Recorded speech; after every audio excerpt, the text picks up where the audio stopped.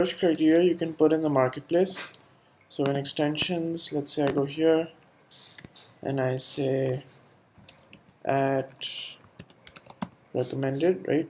You give recommended downloads based on like my recent file openings and stuff. That's pretty helpful.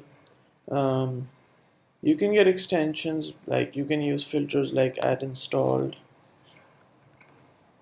to get what you've installed, right? Or recommended.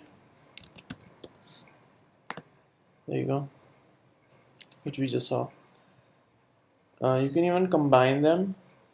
So if I use something like installed and putting category like themes, or selecting any category really.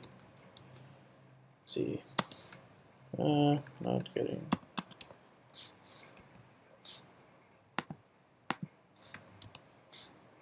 So don't know what all I have. Yeah, I've got a lot of debuggers. So you can combine a lot of these, right? You can even sort them. You can actually do all this stuff from here. Sort by name, sort by rating, right?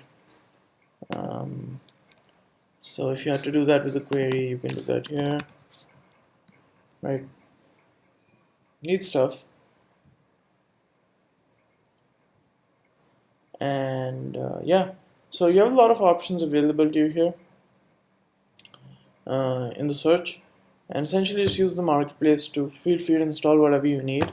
Just be careful about getting extension packs and individual downloads independently. Sometimes installing multiple of the same thing doesn't work really well.